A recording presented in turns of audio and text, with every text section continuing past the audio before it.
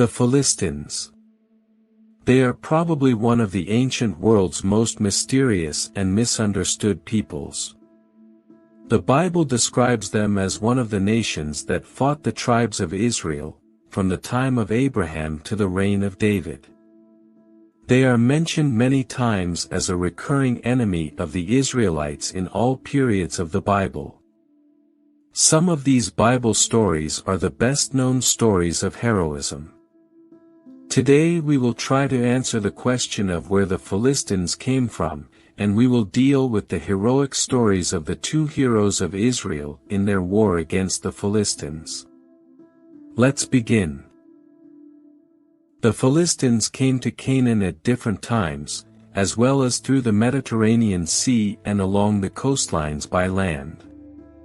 Their conquests began in the 14th century BC. The area where the Philistines lived in the land of Canaan is called in the Bible, the land of the Philistines, or Philistia, and stretched from Gaza in the south to the north. Based on biblical tradition, the Philistines originated from Kaftor. Some speculate that it is Crete, the place of origin of the Philistines according to the Bible book of Amos. Are not you Israelites the same to me as the Cushites, declares the Lord. Did I not bring Israel up from Egypt, the Philistines from Kaftor and the Arameans from Kir? Amos 9 verse 7. As described in Genesis, the Philistines originate from the land of the Casluhim, descendants of Ham and Noah's great-grandchildren, who came from Egypt. Pathrusites, Casluhites from whom the Philistines came and Kaftorites. Genesis 10 verse 14. The Philistines mentioned in Genesis were the first to come to Canaan, even before Abraham's time. They started the kingdom of Gerar in southern Canaan. In Genesis, they aren't talked about much, except when Abraham and Isaac go to Gerar, a city ruled by King Abimelech. The first encounter with the Philistines starts on the wrong foot. Abimelech, the Philistine king, takes Sarah from Abraham, thinking she's his sister. But in a surprising turn, after a talk with God in a dream, he doesn't touch Sarah and returns her, along with many gifts, to Abraham. The Philistines from Kaftor are the second wave. They arrived in Canaan just before the Israelites came during Joshua's time, settling south of Gaza. The third wave invaded during the Judges era, settling from Gaza to Ekron in the coastal valley. The Philistines' religion and language origins are a mystery, but clues in the Bible and surviving Egyptian reliefs suggest some connections. The Bible comprehensively details their worship practices. In matters of faith, they followed Canaanite customs, venerating Dagon, the coastal people's idol, and possibly Beelzebub in Ekron. Their language remains unclear, lacking any distinct Philistine tongue. The Semitic names of their cities and idols hint at a language akin to Hebrew in Canaan. Alternatively, these names might have been passed down from the Canaanites, the original inhabitants, influencing the city names. The Bible lists 5 Philistine cities: Ashdod, Ashkelon, Gath, Gaza, and Ekron. This coastal area in southwestern Canaan was under Egyptian control until around 1185 BC. Biblically, these cities were governed by 5 Philistine rulers. The Philistines' livelihood centered on shipping, crafts, trade, and likely war spoils and plunder, aligning with 1 Samuel chapter 23's description. Some of them were involved in a vital role in shaping the unique culture of the Sea Islands, particularly in the realm of metalwork. Their expertise extended to polishing various agricultural tools crafted from iron, copper, and bronze. Furthermore, they demonstrated skill in fashioning weapons from these metals.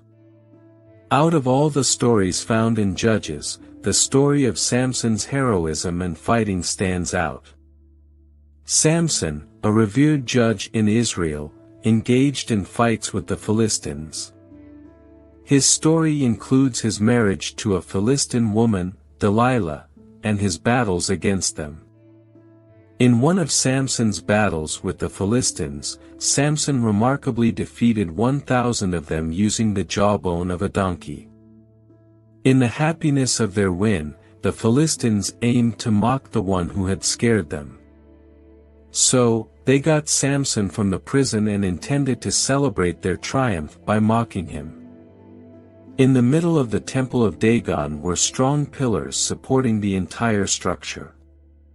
After the Philistines pecked out Samson's eyes, he asked the boy who was leading him to lead him to the central support pillars so he could lean on them. The temple of Dagon was crowded with men, women, and Philistine captains, and on its roof there were about 3,000 men and women, waiting for the show of amusement and mockery. But the long-awaited scenario changed, and instead of amusement and mockery, a picture of Samson praying to God was revealed to their eyes. Sovereign Lord, remember me. Please, God, strengthen me just once more, and let me with one blow get revenge on the Philistines for my 2 eyes. Judges 16 verse 28. My God, please grant me the courage to take revenge on the Philistines who gouged out my eyes. The Lord answered Samson's prayer and his supreme heroism returned. Samson twisted the pillars with incredible strength and knocked them down, causing the roof to collapse on all the residents of the house and bury them alive. At that moment, Samson declared, "Let me die with the Philistines." Judges 16 verse 30. In this way, he discovered the true essence of his life, since he had dedicated his whole life to revenge on the Philistines by the Israelites. The strangest verse in the whole story is what the people of Judah say to Samson just before they forbid him. Don't you realize that the Philistines are rulers over us? What have you done to us? Judges 15 verse 11. The constant battles between the Israelites and the Philistines persisted without end. The Philistines, at times, dominated specific Israel tribes, particularly those in the south. Conversely, Israelites would occasionally prevail over them. The greatest period of Philistine power unfolded during the reigns chronicled in Samuel's book. During the period of the kings recounted in the book of Samuel, the Philistines took prisoner the Ark of the Covenant, one of the Israelites' most sacred objects, in their war against Saul. As a result of capturing the Ark, the Philistines suffered beatings and troubles until they decided to return it to the Israelites. In the wars against the Philistines, Saul was considered the most prominent king. He led many battles and was even killed along with his son at Mount Gilboa during his last battle. Among the Philistines were powerful giants, instilling dread with their scaly armor, copper bayonets, and iron swords. Here is where one of the most famous Bible stories comes into play, the famous battle between David and Goliath. Young shepherd David defeats giant Philistine warrior in this epic tale. Reaching into his bag and taking out a stone, he slung it and struck the Philistine on the forehead. The stone sank into his forehead, and he fell face down on the ground. 1 Samuel 17 verse 49. In his role as king, David continued to wage war against the Philistines and subdued their influence in Israel's territories. When the Philistines heard that David had been anointed king over Israel, they went up in full force to search for him, but David heard about it and went down to the stronghold. Now the Philistines had come and spread out in the valley of Rephaim, so David inquired of the Lord, shall I go and attack the Philistines? Will you deliver them into my hands? The Lord answered him, Go, for I will surely deliver the Philistines into your hands. So David went to Baal-perazim, and there he defeated them. He said, As waters break out, the Lord has broken out against my enemies before me. So that place was called Baal-perazim. The Philistines abandoned their idols there, and David and his men carried them off. 2 Samuel 5 verses 17 to 21. Having been defeated by King David, they lost their power and their history. The battle with the Philistines lasted many years. It began with Abraham and ended with David. Later in history, when Nebuchadnezzar conquered and destroyed the cities of Philistia, he exiled its inhabitants to Mesopotamia. We hope you learned something new today. If you did, give this video a like and share it with your friends. You can share with us what you know by leaving a comment below.